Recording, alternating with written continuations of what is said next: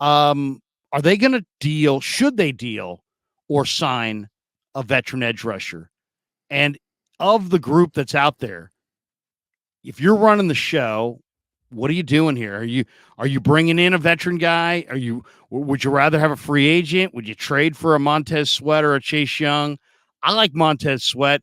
I love Chase Young, what he did at Ohio State, but the money and the injuries and the lack of production since the injury worries me too much.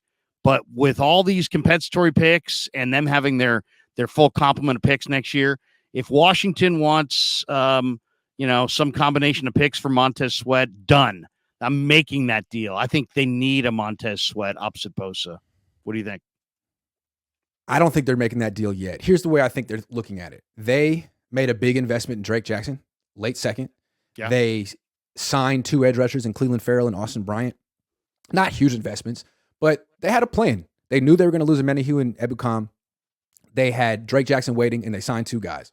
So to go out and get Montez Sweat right now would be sort of saying our plan sucked, which teams don't do in June. So what I could see happening is the Niners giving these guys, Drake, Farrell, Bryant, a chance through training camp, see what they look like in the preseason, maybe a few games in the regular season too. And if it's a problem that they don't have this bookend edge rusher, they'll make a move. They've made, every year they've made that they've been good. They've made like a big midseason move. So you're talking about in October at the deadline. They could do it. Last year was McCaffrey. This year they could get an edge rusher. There's always a guy who's available. So I wouldn't rule that out, but I feel like they want to give Drake Jackson a chance. I know they throw away high draft picks quickly, but I think they want to give Drake a chance. I love Drake too, but let's be honest. Drake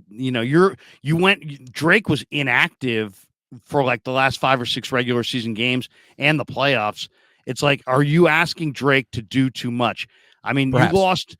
What about the rotation? It seems like Chris's D-line works best on a rotation. I don't have a lot of belief in Cleveland Farrell. I know there's a lot of people that believe that he's going to be special, or not special, but at least a contributor. I don't know, man. I don't know. I think Ebukam and Willis and Amenahue that's where were pretty Bryant good players. and Beal come in for a rotation. No, I think they could absolutely use another D end. I just don't think they're going to make that move anytime soon. That to me feels like a September or October move. Because all the investment they made in Drake and all the things they've said about him this offseason is kind of Trey Lancey, but they said they invested, they said he's improved, they said he's a lot better, more mature and stronger. So if they were to go get a high-priced D end, it would seem like they were just not lying, but paying lip service and, gassing him up. I'm taking them at their word that they're actually encouraged early on from Drake, and they're going to give him a chance to see if he can keep it going. That's just the way I read the situation. Yeah, no, stock up. To me, it's like they always go with a ton of defensive linemen, but this is the one spot where I love the defensive tackle depth. I don't love the defensive end depth, and I would get Montez. If I could get Montez, that's to me he's a very special player that if on the Niners could be a Pro Bowler, and he could be the difference between a Super Bowl berth and no Super Bowl berth. And I like Drake Jackson, but I would rather slow play him a little bit more in year 2 than just say, you know what, you need to play 50 snaps a game because Cleveland Farrell can't do it. Austin Bryant can't do it. Kerry Hyder's more of a tackle.